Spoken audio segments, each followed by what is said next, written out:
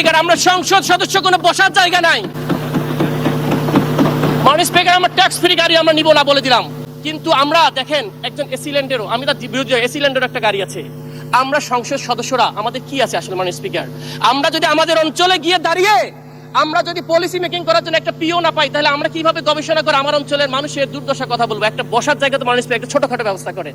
আমি এমন এক জেলা থেকে এসেছি, আমার জেলার সামনে বিশেষণ যুক্ত করা হয় দারিদ্রতম জেলা, একটা মঙ্গা পীড়িত জেলা, একটা নদী ভাঙ্গন পীড়িত জেলা।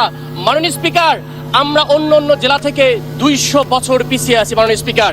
আমি ওই সব মানুষকে, আমার অঞ্চলের ওই প্রত্যন্ত অঞ্চলের চর যাত্রাপুর, চর গোরখমন্ডল এবং চর বড়াইবাড়ি, চর বিদ্যানন্দ মানুষগুলোকে ধন্যবাদ জানাতে চাই, যাদের কথা বলার জন্য আজকে আমি পার্লামেন্টে দাঁড়িয়েছি মাননীয় স্পিকার। মাননীয় স্পিকার, এই 54 বছর ধরে আমার অঞ্চলকে শোষিত, অবহেলিত, বঞ্চিত, বৈষম্য করে রাখা হয়েছে মাননীয় স্পিকার। মাননীয় স্পিকার, আজকে আপনার মাধ্যমে আমি তাদেরকে শুধু ধন্যবাদ নয়, আমি কিছু আহ্বান জানাতে চাই।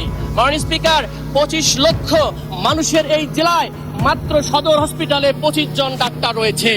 মাননীয় স্পিকার, কিভাবে সম্ভব 1 লক্ষ মানুষকে একজন ডাক্তার চিকিৎসা দেয়?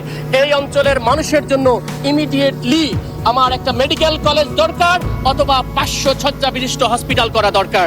মাননীয় স্পিকার, শুধু তাই নয়, কোনো আইসিইউর কোনো ব্যবস্থা নাই। মাননীয় স্পিকার, আমার একটা উপজেলা আছে সংসদীয় আসনে, ফুলবাড়ি উপজেলা, 53 বছর নয় 55 বছর ধরে একটা ব্রিজের অভাবে আমরা এখানে মাননীয় আমাদের যে ত্রাণমন্ত্রী, সেই লালমনিরহাট দিয়ে ঘুরে 1.5 ঘন্টা ঘুরে আমার সেই উপজেলা যেতে হয় মাননীয় স্পিকার। সেই পাংটুর ঘাটের মানুষে আমাদের একটা ব্রিজ দাবি মাননীয় স্পিকার। মাননীয় স্পিকার, আমি যখন দাঁড়িয়েছি, আমার অঞ্চলের মানুষের এখনো নদী ভাঙ্গন রয়েছে। প্রতিদিন সকালে শত শত মানুষ আমার বাসায় এসে বলে আমাদের নদী ভাঙ্গন কবে দূর হবে? আমরা 12 মাস ধরে করি, 9 মাস ধরে করি, আর 3 মাস ধরে ভাঙে। এইরকম করে আমাদের এই অঞ্চলের মানুষের বেকারত্ব চলছে মাননীয় স্পিকার।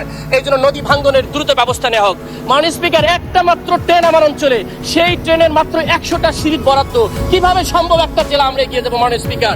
আমরা শুনলাম গ্রাম অঞ্চলের উন্নয়নের জন্য এই সরকার খুবই স্বচ্ছ, তাহলে কুড়িগ্রামের ব্যাপারে কেন 64 নম্বর অবস্থানে কোনো দেখা হচ্ছে না? মাননীয় স্পিকার, এই অঞ্চলের অর্থনৈতিক উন্নয়নের জন্য ভুটানের ইকোনমিক জোন নামে যে একটা প্রস্তাবনা রয়েছে, মাননীয় প্রধানমন্ত্রীর দৃষ্টি আকর্ষণ করতেছি, এই ইকোনমিক জোনটাকে দ্রুত ব্যবস্থা নেওয়া হোক। মাননীয় স্পিকার, সর্বশেষ বলতে চাই, প্রতিষ্ঠান যদি না টেকে বাংলাদেশ রাষ্ট্র টিকবে না, সরকার টিকবে হয়তো।